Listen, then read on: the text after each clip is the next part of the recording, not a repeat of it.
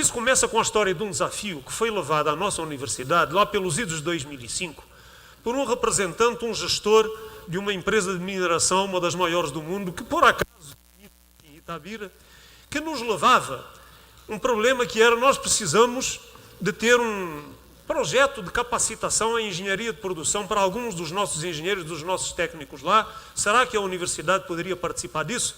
E nós fazíamos isso há muito tempo, e fazíamos isso há muito tempo exatamente com essa empresa com quem nós trabalhávamos há 30 anos. Nós não éramos e não somos ilustres desconhecidos mutuamente, né? E isso era uma situação absolutamente normal, né?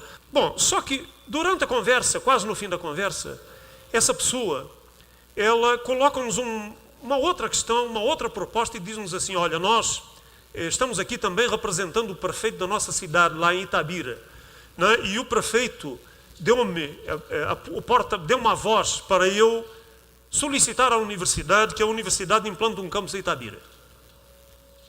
Como? Não, que a universidade implante um campus em Itabira. Eu raramente tinha ouvido falar de Itabira, o poeta maior, de resto pouco mais do que isso, né? E demandas para a universidade instalar campos naquela altura existiam muitos, e a gente vinha resistindo porque nós achávamos que tínhamos que ter alguma coisa de muita qualidade. Até que esse senhor nos apresenta a justificativa. E a justificativa foi: olha, lá em Itabira nós temos uma situação econômica que depende fundamentalmente de um bem finito da natureza, que é o minério de ferro.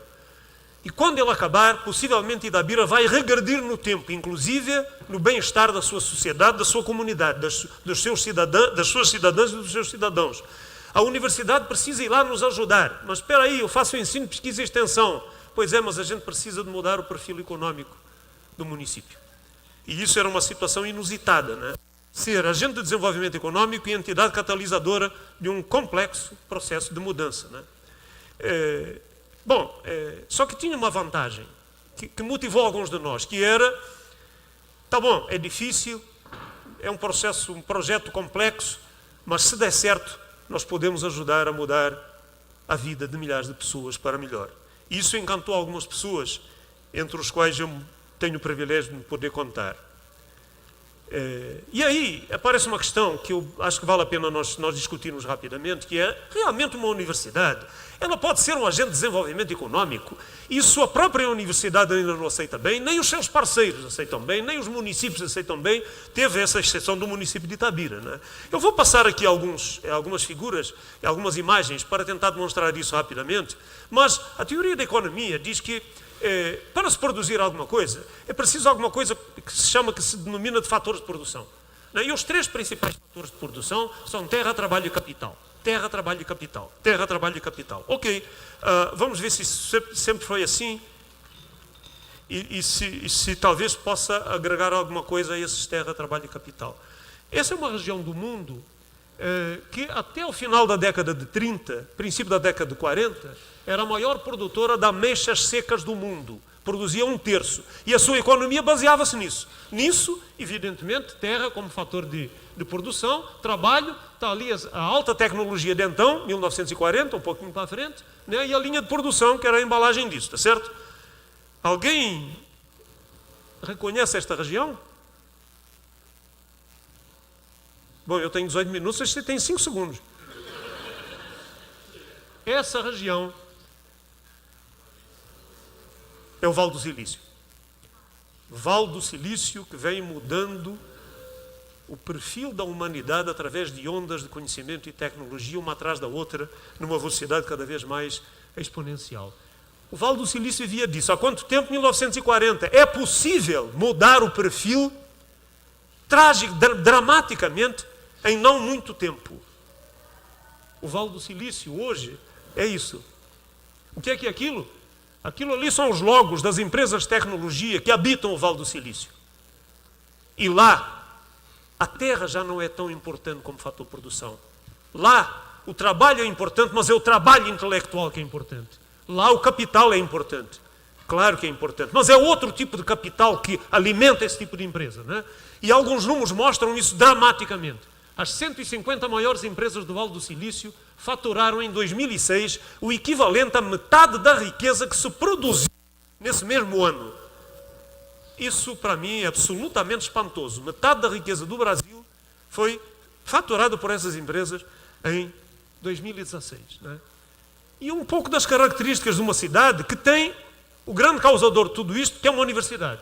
É a Universidade de Palo Alto, numa cidade de 70 mil habitantes, no Vale do Silício. Itabira tem 120, 130.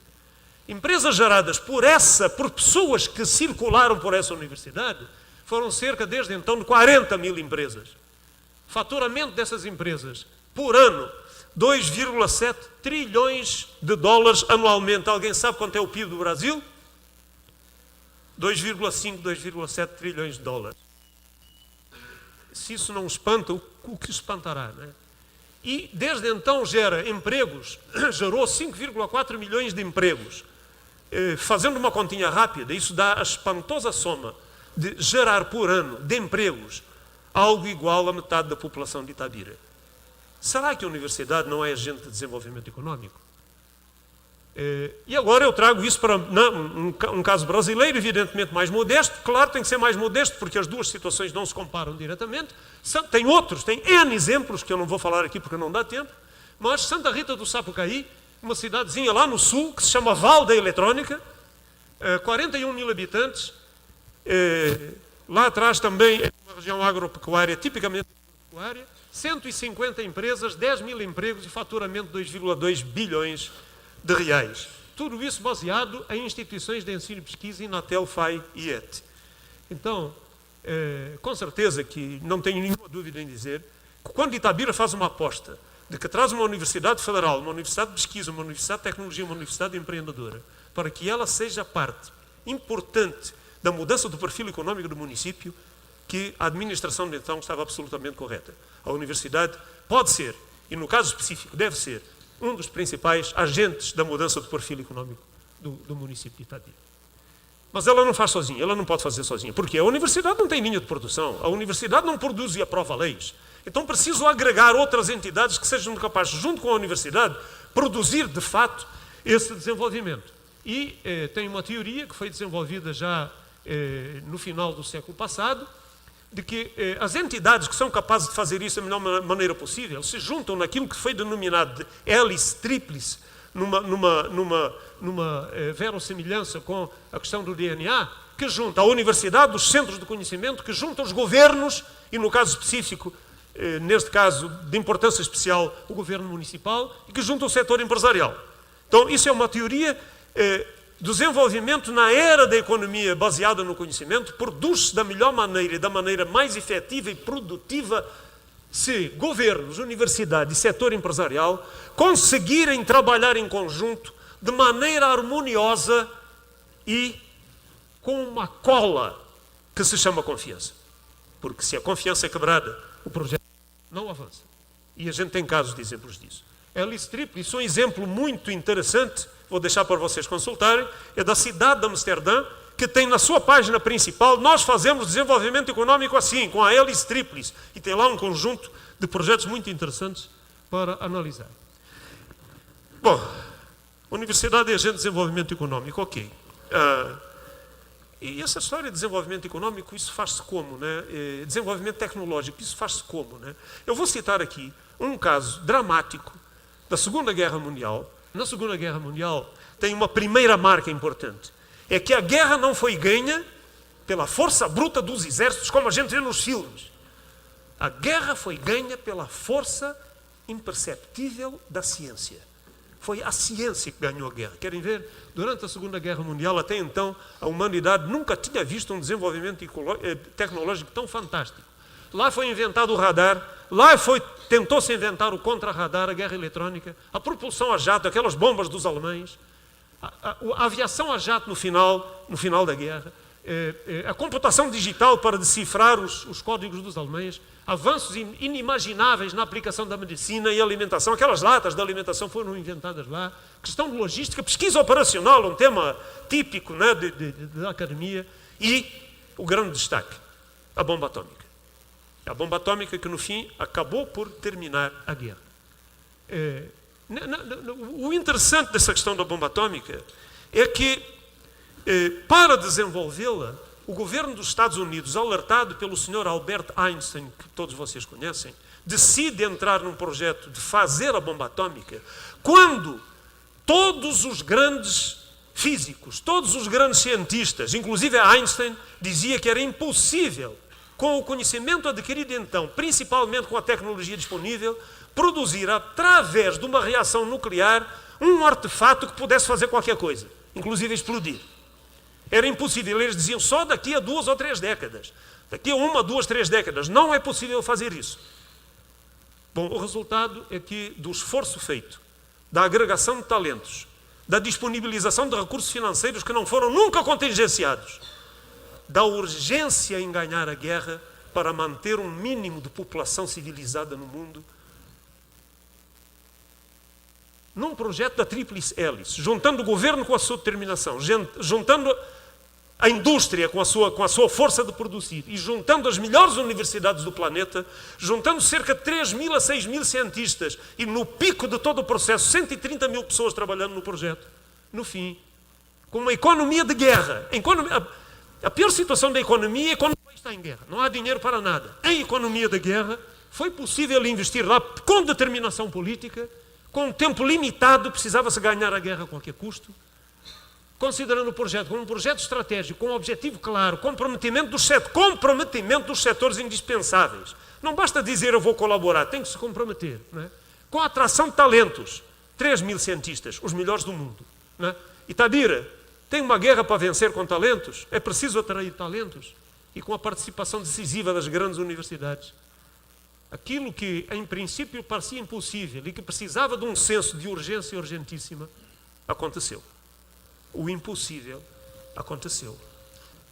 Bom, aí a universidade, posta perante uma situação, quer ir para lá ajudar a resolver um problema, disse que sim, veio, aceitou, instalou um campus aqui, que vem trabalhando junto com as entidades para que, na realidade, esse tão desejado futuro brilhante de Itabira se possa concretizar. E com um outro diferencial. É que o município de Itabira tinha um diferencial em relação à maioria esmagadora de todos os municípios do país.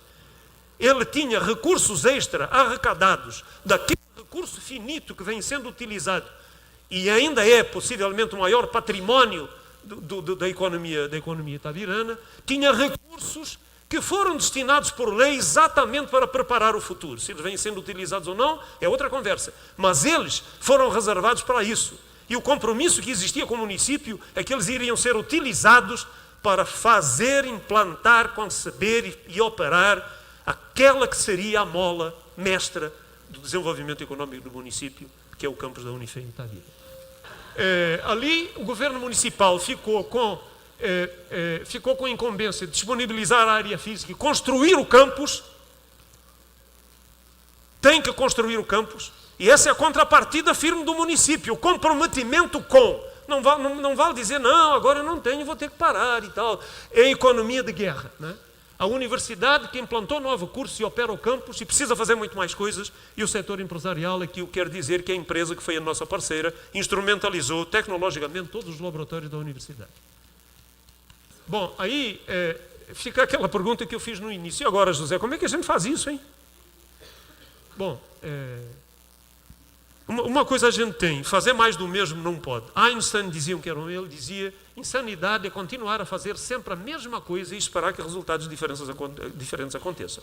A universidade não pode continuar a fazer a mesma coisa. O governo municipal não pode continuar a fazer a mesma coisa. E o setor empresarial local não pode continuar a fazer a mesma coisa, sob risco de somente acontecerem os mesmos resultados que não estão levando ao futuro brilhante de Itabira.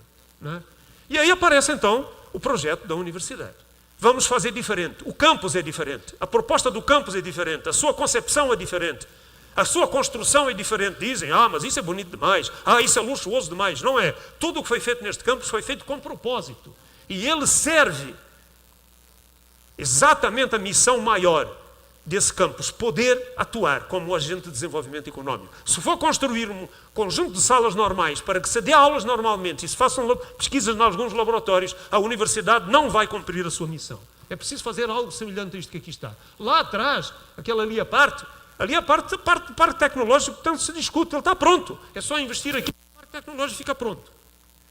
Bom, tudo isto eu digo é necessário e tem objetivo. Isso não foi feito pela beleza e pela qualidade dos arquitetos que se envolveram. E para quem tem dúvidas, eu digo, lá no Vale do Silício, onde as pessoas todas querem ir e participar das grandes revoluções que estão mudando o mundo, aparece um projeto agora, neste momento, de atrair talentos. Itabira, é preciso atrair talentos? Por favor, construa-se o campus. Por quê? Olha o que estão fazendo no Vale do Silício. Só vou passar as imagens que valem mais do que 1000 palavras. Aliás, eu devia estar falando só por imagens, porque senão eu tinha muito tempo ainda. Né? Olhem a qualidade dos espaços. Vale do Silício, para atrair talentos. Vocês acham, o que é isto? Está imperceptível ali, ué. Diz assim, na realidade, tornar um sonho realidade só depende de pessoas que acreditem nesse sonho. Mas tenho duas coisas aqui. A primeira delas é que a gente deve ter um princípio na determinação da prioridade dos projetos. E tirando o aprendizado de algo que já vem sendo feito nos lugares, a minha proposta é que se adotem 2 princípios. Quando você tiver que tomar alguma decisão importante sobre o futuro de Itabira, pense no campus primeiro. E pense na diversificação económica primeiro. Para fazer as decisões, estes devem ser os princípios que seriam adotados. Eu termino dizendo, Itabira não pode ser apenas uma fotografia na parede. E muito menos uma maquete numa sala. Senão, a dor do poeta perdurará. Muito obrigado.